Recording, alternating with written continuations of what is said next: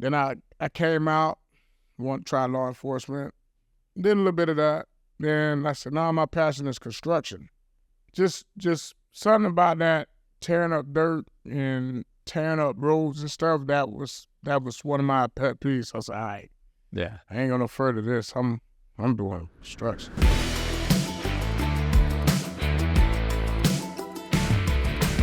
Welcome to the Burgess Civil Podcast, where our greatest asset is our people. I'm your host, Ben Burgess. I'm the owner and founder of Burgess Civil. We're a site work and roadway contractor based out of Tampa, and we've been in business since 2014. We're 10 years into our construction journey, and we've decided to jump into the podcast game. I've followed a lot of different construction-related podcasts for years, and we're aiming to do something a little different on ours. On most construction podcasts, I see owners, VPs, project managers, office staff. On our podcast, we're spotlighting our own people from the field within Burgess Civil. Many of our people have come through the trade and been able to better themselves and their families through construction. Many of our people have started out as field technicians and worked their way to operator to foreman to superintendent. We've done all this within Burgess Civil in our fast-growing company. Construction tends to get a bad rap for being an industry you only do if you can't do something else. Instead, we're going to show people that construction is a great option for many people, whether you have a formal education or whether you don't. We help to change the narrative within the construction industry and show people it's a great industry to be a part of. With that said, we've got a very special guest in our podcast today that I'd like to introduce. He's one of the biggest Alabama fans you'll ever meet in your life, hailing from South Florida, Mr. Robert Bush. Robert is a great example of somebody that's come into our company, had experience doing utilities, had experience as a dirt foreman, had experience, in a variety of different trades within the industry. And we're going to dive into his story further. But he came into us as a dirt foreman about a year ago, and now we've promoted him into a management level track as an assistant superintendent. And he's learning the full trade and learning how to run job sites, work with clients. He's a very personable guy, so talking to people and dealing with people is a very easy thing for him, which you guys will see here on the podcast. And so welcome, Robert. Thank you for being on today. Nice being here. Yeah. All right. So we talked a little bit, off camera here at the beginning about kind of your background and your journey. So take us back to Robert in childhood, back in South Florida. What kind of things were you up to? What were you into? What's your background?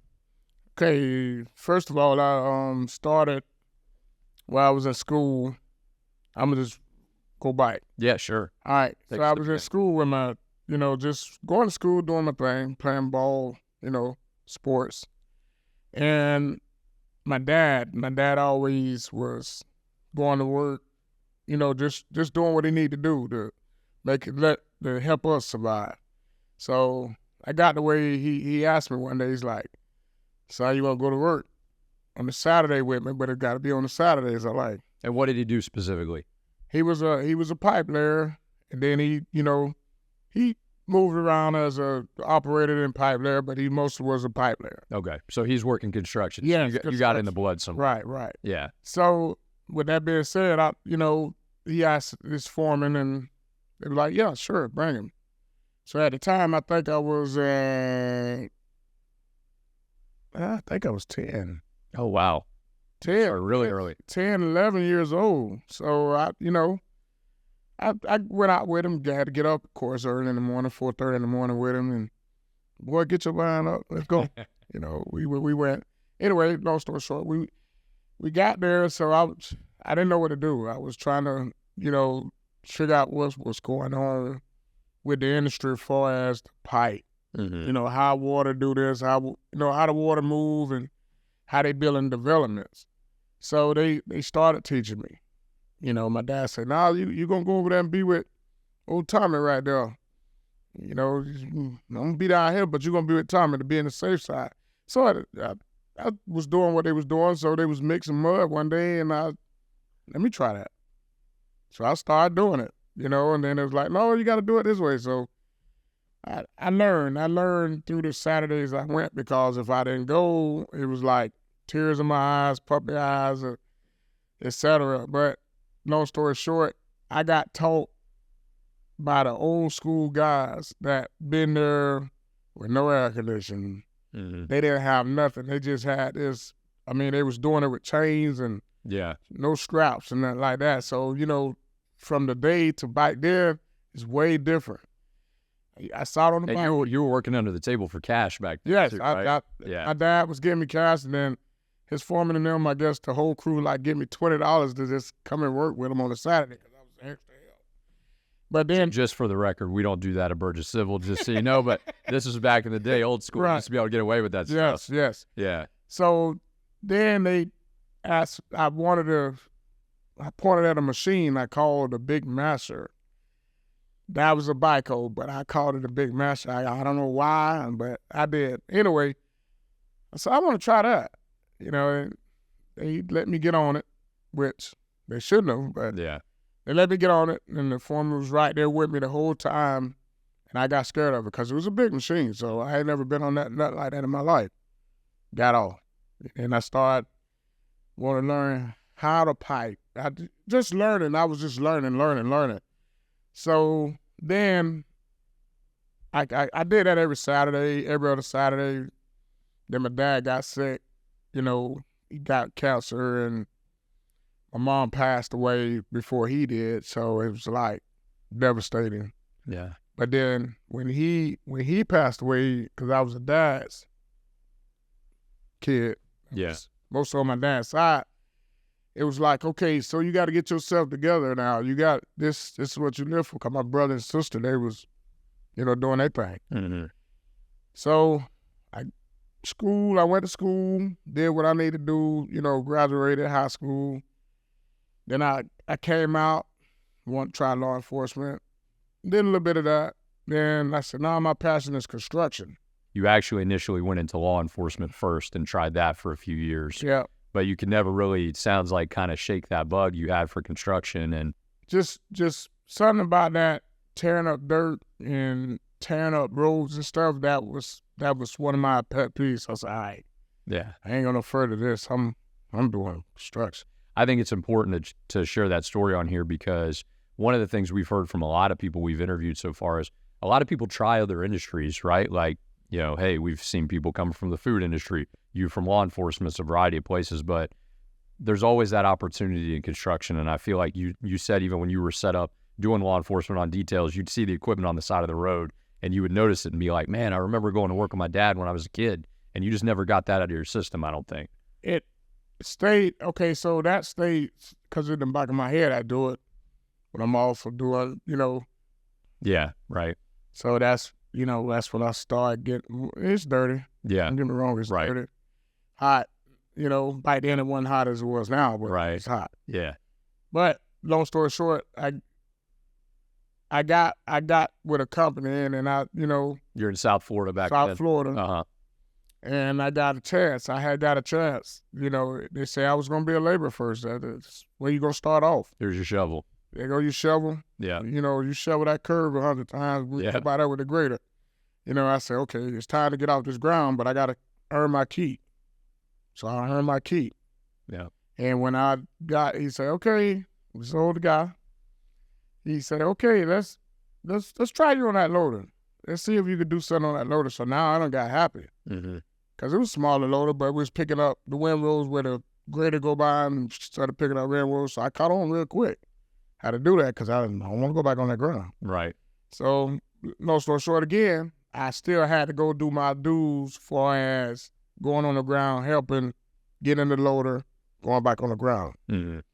So that They tell you might be an operator, but that doesn't mean you still got to work on Yes, it. sir. Yes, Yeah. sir. Correct. Yeah. So now that I got that under my belt, I stayed doing that for about 2 years, with road work and just et cetera, just doing the Learning. That's all I want to do is learn because I say, nah, this where it's at. It's Mhm. going to be it. Mm-hmm. I went over to the pipe side of the same company and started wanting to work pipe, dig, on the excavator, et cetera. I just wanted to try different things to see where I fit in at. Mm-hmm. So I did the pipe roughly about 2 years under that, 3 years with the older guys. Then I had he was a superintendent come up to me, say, well, you did that, so what else you want to do? I said, now let's go do the dirt.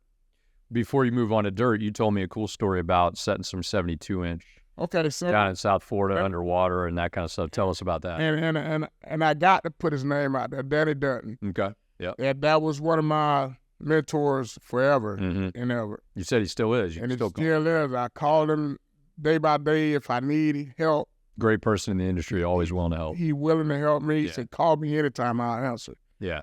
So we was down in Lee County setting a 72-inch pipe, RCP coming out of it was a lake full of water. Yeah. So we got water on this side holding. Yeah. But you got wet hole coming all the way out. Right. Everybody know what a wet hole is when you're in construction. Yeah.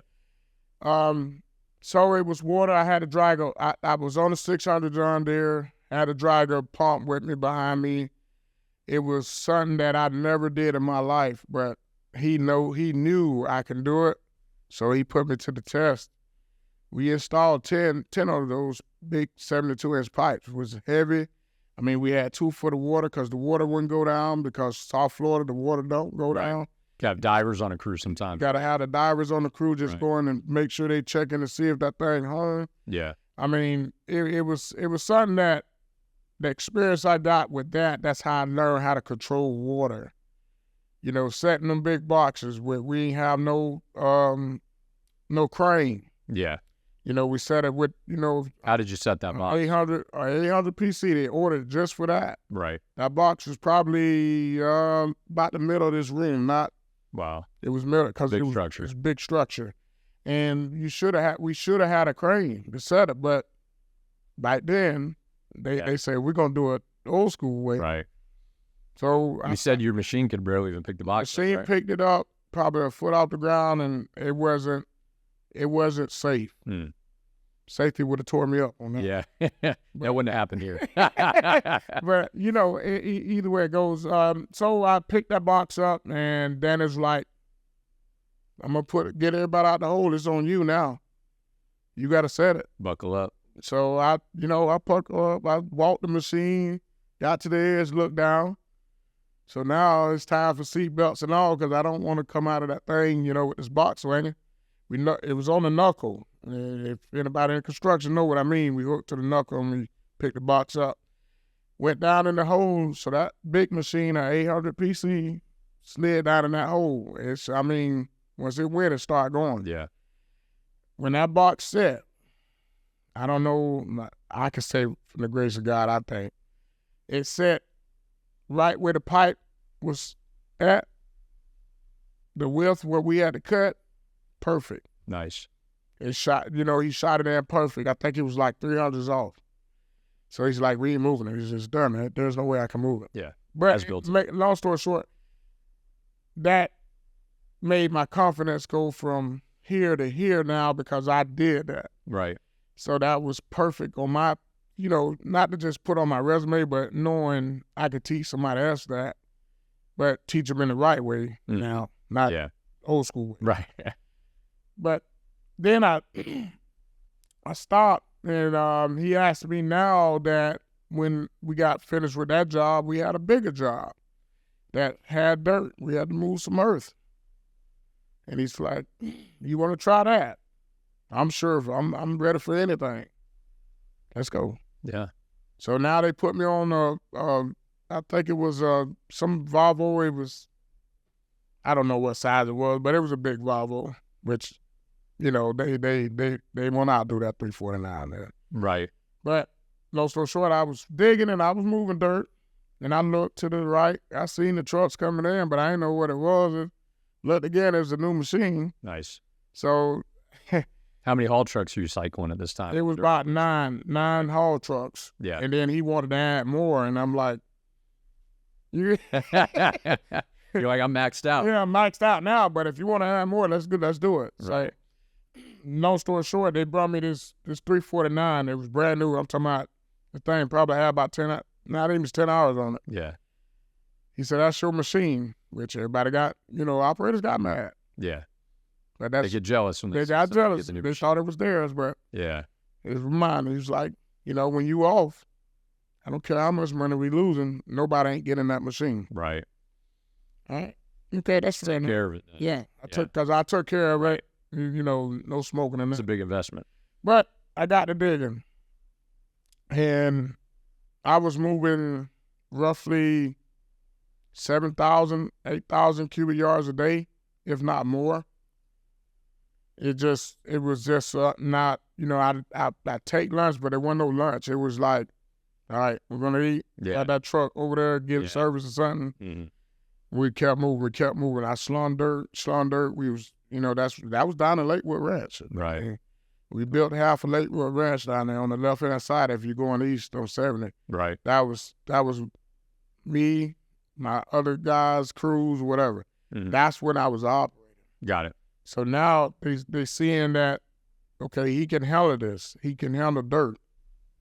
Let's bounce him up a little bit. Let's see what he got. So now I came to a dirt foreman. Well, I was pipe foreman, but then they know I wasn't really into the pipe. Yeah, because you said you're moving millions of yards of dirt now, so that's really kind of your cup of tea. Right. So he stuck me that way. He's like, this is what you're gonna do. I had, had old Roger pickup, but I was happy. Yeah. No air conditioning, half time the window don't come up, rain, it's come on in there. But that was old day.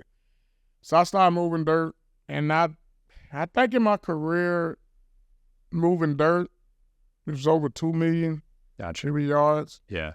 Maybe more. I wasn't the type to keep up with it because I couldn't log it. Yeah. But I think if you could go back in the logs, you could probably find it. Yeah. And I got introduced to, dirt, and that's where it stuck. It stuck with me the rest of the way. Right. Which I know pipe because I was helping the pipe crew. Right. You had sewer going in, we'll cut it down so the sewer guys can do what they need to do, and we'll go in there and fix it. Cool. All right. So then I got introduced to Burgess Civil. Right. And how'd you find out about us? Okay, Brian Arthur, I asked him, I said, listen, Brian, I want to go back to dirt work, but I got to find a reasonable place that I'm going to stay there and retire. Yeah, try to find home. Yes. And I saw one of your trucks going by, and I looked at the truck, I stared at it, but I turned around, I said, And then something said, look at that truck again, because it was at the light. Yeah. All our stuff's new and clean, so it's eye-catcher. Right, so it was eye-catcher. And I said, okay. I said, Brian Burgess Silver right there. He said, that's where you want to work, Bush? I said, that's where I want to work. Yeah. And he was like, okay, let me make a phone call. Call Mike Waycaser. Mike brought me in, but he talked to me on the phone, and brought me in. We went out to one of the jobs to make sure if that's was my cup of tea. He asked me questions, I answered it, so he's like, he was interested.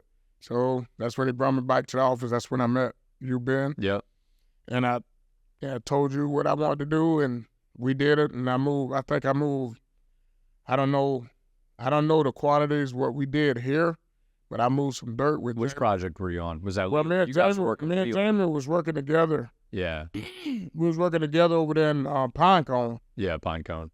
And Jamie was moved to Leland. Yeah. Then I got moved to Leland, and then we was all working together. Yeah. Then we got night shift. Right. And I moved tons of dirt on night shift. Yeah. We had to work double shifts because we were trying to beat rainy season with all that clay. Correct, with all the clay. Yeah. So then I got moved to the newer job, and I think I saved S amount of dollars because we ain't had to import. Yeah. So I guess Mike seen what I could do, and, even though you got to interview people, that's want to get a chance as superintendent. Get to know them as a person. Mike's like, he talked to me a little bit, and he said, we're going to interview people, and I'm interested, but we got to see what other people got in hand before you. Yeah. So we did it the fair way, and he thought I was qualified enough to do the job. So yeah, let me add to that too. So kind of the way we do it at Burgess is, because our goal is always to promote from within, we'll actually post internally job postings. So with the way we're growing, we've been one of the fastest growing companies in Tampa Bay for the last decade since I started the company. And so we looked at it and we said, hey, we're going to do an internal posting for an assistant superintendent and give everybody their fair shot to interview. That's so you were part of the interview process. Right. So long story short, I got a phone call say, okay, you got the job from Matt. Yeah, cool. I appreciated it.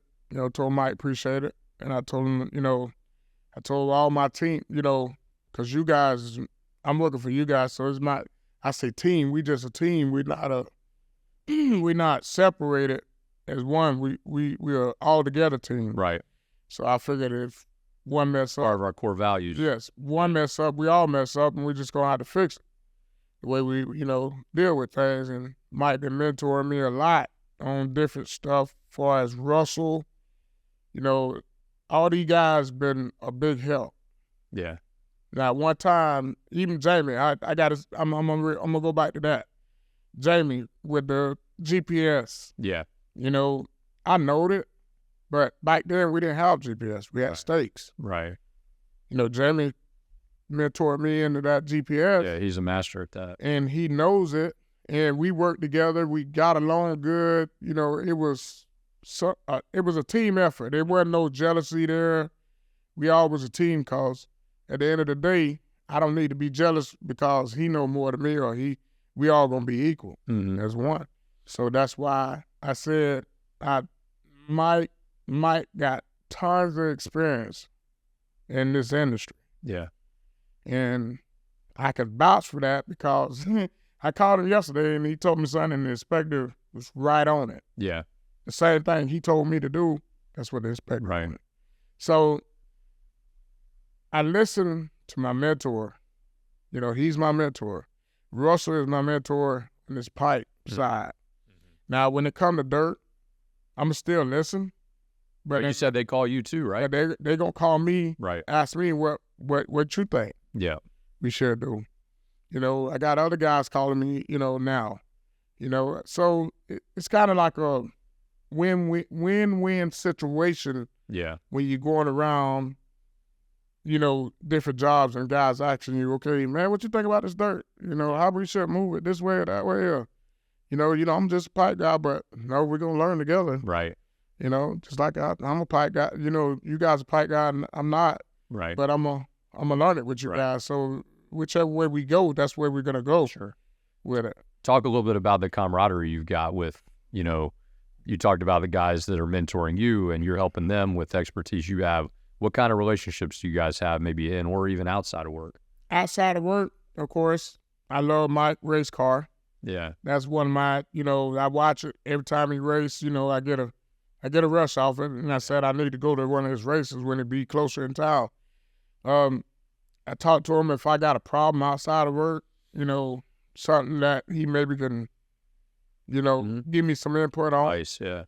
I talked to Russell. I text Russell all the time, messing with him, call him Rooster. But I mess with him. He's got a bunch of nicknames. I mess with him all the time, and we all just interact. So I say Russell is like my brother from another mother. Yeah, Put it that way. Right. And Mike is Uncle Mike. Yeah. That's and I called, and I called Jamie too, on time base to base. Yeah. When he got time to talk. So it's like you get advice from these guys, but when I call Mike, he's gonna give me the advice I need. Right. I call Russell. Russell say if I don't have it, call Mike. Right. No, he say call Waycase. That's what he say. Right. So, but we all get the answer. If Mike don't get the answer, he gonna get it. Right. And then, like I said, before we go to that, I would call Danny or Brian. Yeah. To get us an answer. So when we all meet back up, we on the same page with an answer that we can go with and make it work. Right. And we can keep going without pulling something back out. And so, we're all going to use our expertise to make that best decision. Yes. And then we live with the decision. We go stick with it. Right. Yeah. And like I said, I don't have no regrets coming here. I didn't never feel like I wasn't home. Right. Because I'm home. Yeah. I feel home. Everybody in this office is, I don't know. I don't know. I can say I can vouch for everybody in this office. They do their part. Yeah. Cool. We all gonna fight each other, but that's that hard love. Yeah. You don't never it's construction. There's problems every day.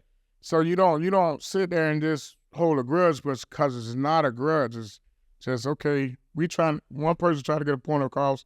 It's like that. So okay, Mike. Then that's when Mike will come in the middle and say, "No, we're gonna bond back and get a solution and let's fix it and get it done." Yeah. That's the way Mike want to do it. That's how we're gonna do it. Yeah.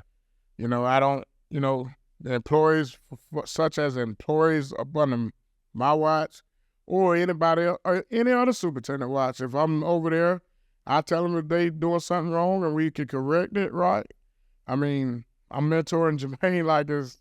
Yeah, I see that because we have the Assembly app and Jermaine's on there shouting you out all the time. He's a great guy, hard worker. And I mentor. He's been on the show too. Yes. I mentor Jermaine a lot because, like Jermaine said, he's been in some rough situations, and me and him talk, and I made him talk about stuff and on a personal base. Yeah. And he asked me, so I feel good about that. Yeah. When he called me and said, "Hey man, can I talk to you for a minute?" Or one of the other guys, they'll call me. I got Julius. I got all those guys that call me and want to talk to me about some personal level stuff because they trust me. Yeah. They trust me. I'm gonna try to get them the right answer. Mm-hmm. If I can get them the right answer, I will get them. If I can't, then I say, "Hey, let me hold that thought. Let me register, and then I come back to you." Yeah. But I think when I got bumped up, the guys was like kind of had tears in my eyes because it's like, "Man, we ain't got you no more." Yeah. You everywhere now. I'm like, "No, I'm still here." Yeah. I'm just doing different jobs. Yeah, you're growing. And I want to excel. Yeah. So it's like, and I want true guys to excel the same thing. Don't stay back. Just if you got an opportunity, go up. Mm-hmm. Sky's the limit. Yeah. You know what I'm saying? So with that being said, I just keep it 100 with everybody. Yeah. I'm going to just talk just like that. Sure.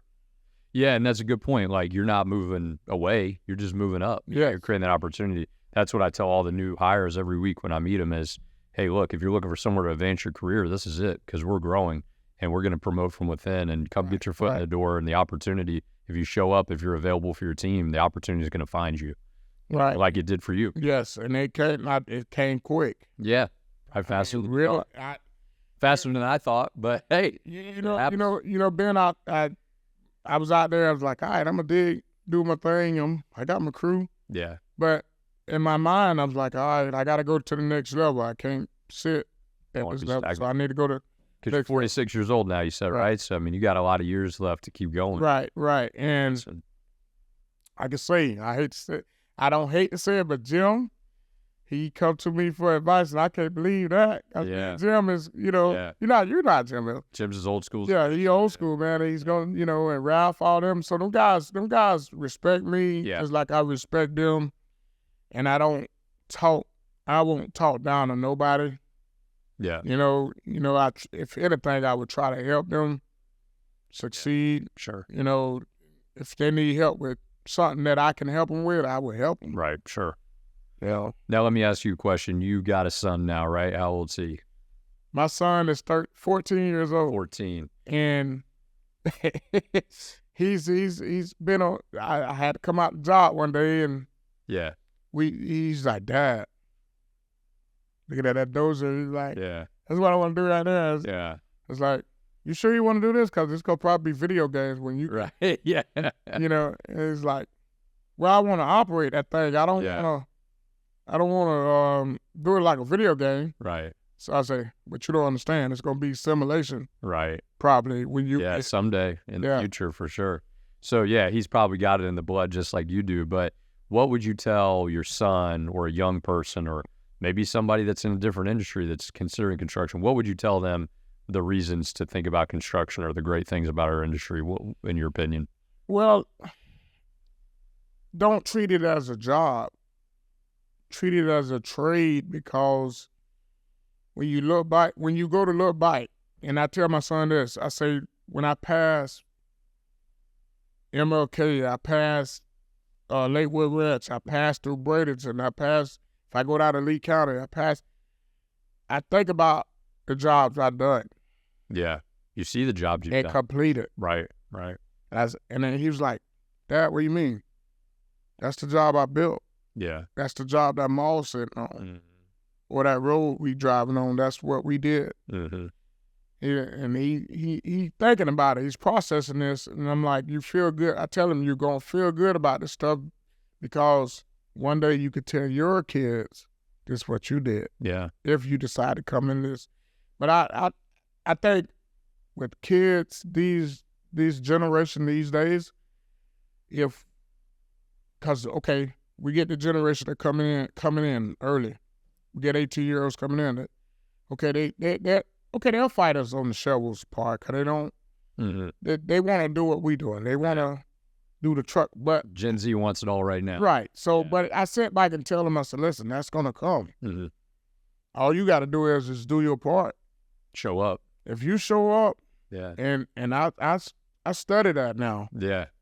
You know, The greatest abilities availability. Yeah. so I say if you do that, I mean, you got a chance to be somewhere where you want to be at. Yeah.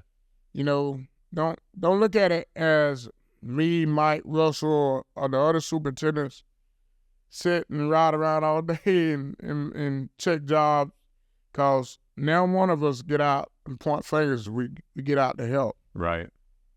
Yeah. You know, I say if we got to jump in, we jump in. Mm-hmm. I mean, we're not gonna sit. You'll still get your hands dirty. Right. Yeah. So, and we got 18-year-olds, because I don't call them kids. We got 18-year-olds that work with us. Mm. And that's what I try to talk to them and tell them. Your time will come. You just got to just Be a little bit. be available. Yeah. Be available. Yeah. You know, if you be available, it's going to come. Yeah. You know, and my boy, I told him, I say, yeah, I want you to go to college. I want you to do a lot of things that you want to do. But if that's your passion to be a construction worker or a superintendent or whatever you got to start from the bottom, work your way up. Mm-hmm. You work your way up, then now you got respect from everybody. Mm-hmm. Yeah. You do every job in the company. Yes. And you made a great point, something you just said a couple of minutes ago. You said, don't treat it as a job, treat it as a trade, right? Because you think about our infrastructure in the United States, a lot of our highway system was built, 75 to 100 years ago. A lot of the products in those highways are 100-year shelf life. All of it's going to get rebuilt, right? So what that means is you'll never not have a job. You'll never not have a job. Yeah. Because what we done built or Somebody installed, Yeah. or we going back behind the guys what were behind us. Yeah. So I could say that was in my time or whatever, but we going behind them building, making sure the pipes is up to date and everybody getting clean water to drink and not getting, just all of above Mm-hmm. what construction is. Mm-hmm. So that's what we are doing. So now somebody else, these guys was but down below us, behind us, they're gonna come back one day and build the same thing that we doing. Mm-hmm. But I can't say it's gonna be new because everything need to be repaired. Yeah. We only got so much land. So it's gonna be where it's gonna be. We're gonna have to repair, replace, Mm-hmm. and go. I might be old man by then. Yeah. Have some more gray in your beard. Right. But that's with that. And you've worked in the private work building cow pastures, and you've worked in public work rebuilding highways, so you've seen it all. I seen it all. Yeah. I did it all. And we do both too. We do public and private. So. That interstate, the state jobs, they something else. Yeah. There's different from what I would say is different from what we do, but we still do it all because we got some state FDOT jobs we do as well. So what I'm trying to say, I try to tell everybody to get a taste in it, get involved with it. If you could get involved with it, Ice Mike, can I go get involved with that?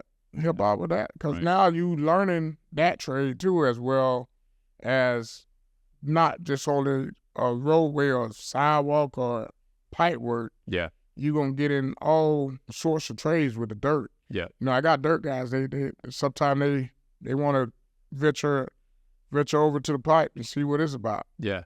But then they see what kind of work it is. They be like, nah, we about to make a U-turn and go back that way. Yeah. But the mentality, I try to drill in their head, and the mentality, no, don't turn. try to pick it up. Mm-hmm. Because the more experience you have, it's good to have that in your job industry. So now you ain't got nothing to say when you walk in that door or something. Say, hey, what can you do? Yeah, that's how you became an assistant superintendent, just by paying attention to all the trades. You know, and you even said off camera, you said, I want to learn it all, man. You said someday you're going to come take my job, right? I said that. Yeah. I say one day I might be in Ben's spot. There you go. I mean, even though he might be still I might be retired by then. I don't know. I'm gonna try to be there. I'm gonna try to do Mike's job. You know, sky's the limit for me. I ain't taking nobody's job, but that's where I want to be at. Yeah, we keep growing. Those jobs are going to be created. You know, so that's something I want to do. Yeah. I just don't want to stay in one spot. Yep. I always want to climb. Yep. Even if I got to go back there and Dave and them got to teach me how to do PM. Yeah. That I want to have that under my belt. So then now I know what they going through to fight for us out in the field, because all that stuff. Yeah. That's important back there in that bike side of this building right here. Yeah. That them guys work hard every day to make sure we get paid so we can pay our employees. Mm-hmm. You know, the right salaries and with your expertise as far as in this industry, it's like, man, I'm telling you, Ben, you buy the best boss I had. Appreciate it. You know what I'm saying? And I had superintendents. Mike is one of the best I've worked with. Yeah. Besides Brian, besides Danny. Mm-hmm. I look up to them guys. I look up to you because I work for you. Mm-hmm. So I treat this company like it's mine. Yeah. So you probably get some people say, oh, you're a company man. Yeah, I am. Yeah. Because what's wrong with that? At the end of the day, we got to make sure you getting paid as well as I'm getting paid. Everybody in this whole office getting paid because you guys is the one doing it out there in the field. Yeah.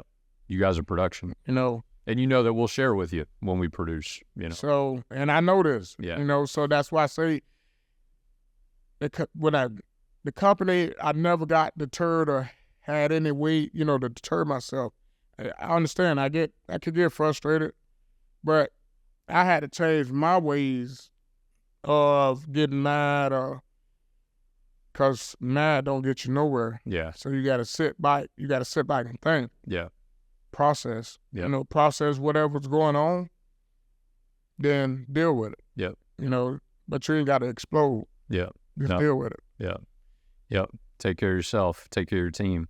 All right, we'll start to wrap up here. Just a couple last things. So I appreciate you sharing your story. It's been a great learning experience for me to understand your whole background. That's the fun part for me, is when I get to sit down with you guys. I don't know your whole career, so I get to take notes and learn. And now I get to know you guys more personally, which is awesome.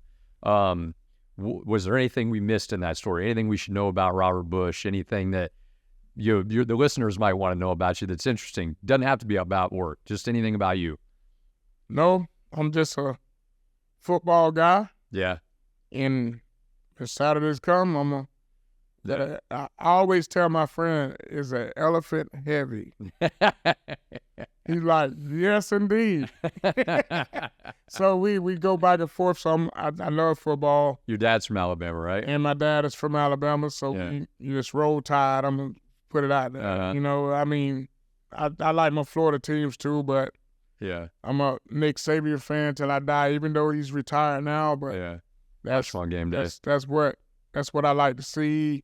I do on Saturdays, and I like to come in and fight with you guys. Yeah. On Monday. Yeah. Well, you know, something I noticed about you today, Robert, and we'll have to make sure this camera picks it up. You got a nice orange and blue Gator color shirt on that you happen to wear into this interview today. So I think it's Go Gators today. I don't know. I got to say, boss, let's go Gators. Yeah. But until we play Bama. Until I get back inside that truck. Right. Then you're going to see that red and white. Then it's roll damn tide, huh? It's roll tide. So that's what I like. Yeah. Good, man. That's awesome. Well, Robert, you've been great, man. I really appreciate you coming on the show and sharing your story. And I think people are going to love hearing about your experience. And the opportunity you've created for yourself here at Burgess, and it's really exciting to see you move up to assistant superintendent. And I love the relationships you're creating with all your team, with your people, with the people you work for, the people that work for you, all the learning and mentorship you talked about. And I think it's going to serve you really well, this company. And I'm excited that hopefully someday you will retire here. So that's my plan. Yeah. Thank you for listening to another episode of the Burgess Civil Podcast, where our greatest asset is our people. We hope you enjoyed today's episode. Please leave us a review, give us a like, and subscribe to our channel on Spotify, Apple, and YouTube. Follow us on social media and share your feedback or suggest topics for the next episodes. You can find all the information about our social media channels in the description. We hope you will continue to follow us on our construction journey.